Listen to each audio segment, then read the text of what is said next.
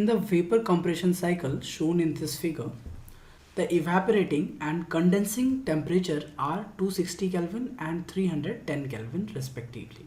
Therefore, since the evaporation take place between process 0 and 1, so we write this as 260 Kelvin, and condensation take place in between 2 to 3, so this temperature is 310 Kelvin. The compressor takes in liquid vapor mixture at state 1 and isentropically compresses it to a dry saturated vapor condition at state 2. The specific heat of the liquid refrigerant is 4.8 kilojoule per kilogram Kelvin and may be treated as constant. The enthalpy of evaporation for the refrigerant at 310 Kelvin is 1054 kilojoule per kilogram. The difference between the enthalpies at state points 1 and 0 is, so we need to find the difference in enthalpies of state 1 and 0. That means we need to find H1 minus H0. First, let's understand the concept behind this problem. As we need to find the difference in the enthalpies at state 0 and 1, and we are given here the temperature entropy diagram. So we need to establish a relation between entropy and the enthalpy.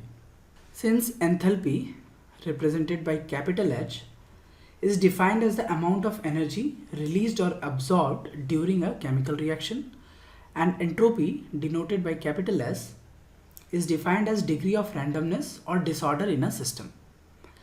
Therefore, there is no direct relation between enthalpy and entropy. However, the free energy, represented by capital G, regroups these two terms.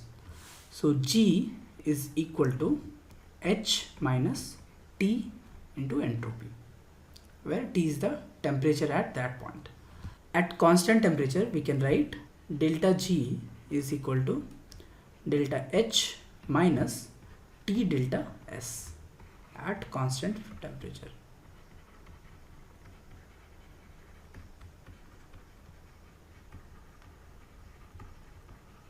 Okay. Now, if the system is in equilibrium, the free energy will be 0 for equilibrium. Then we have a direct relation between change in enthalpy and change in entropy. So delta S will be equal to delta H by T. Or if we write in specific terms, that is per unit mass, we can write delta S is equal to delta H by T.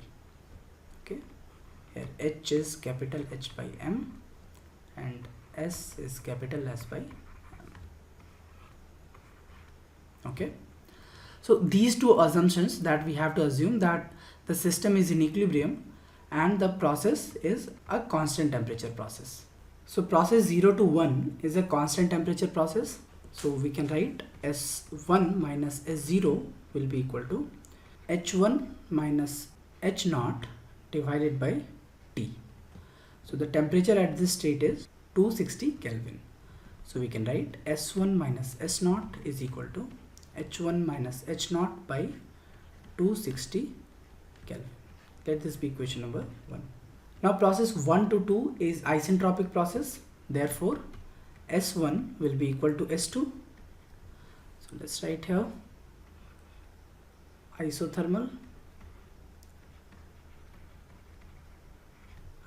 process 0 to 1. This is isentropic process 1 to 2.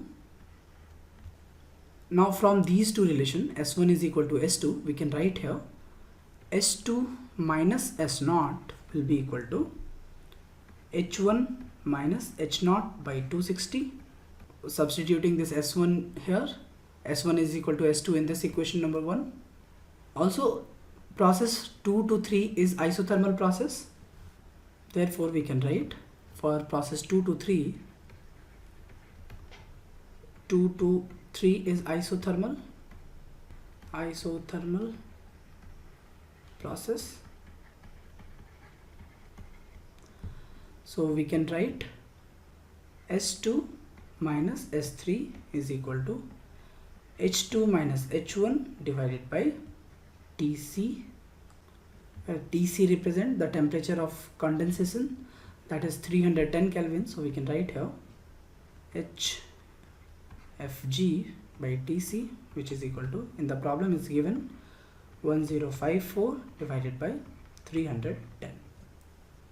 Let this be question number 2 and this be question number 3. Now the process 320,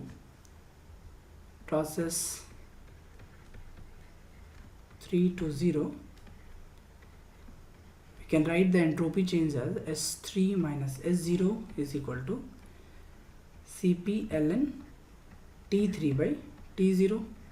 Therefore we can write S3 minus S0 is equal to Cp in the problem given is 4.8, ln T3 is 310, T0 is T1, that is 260.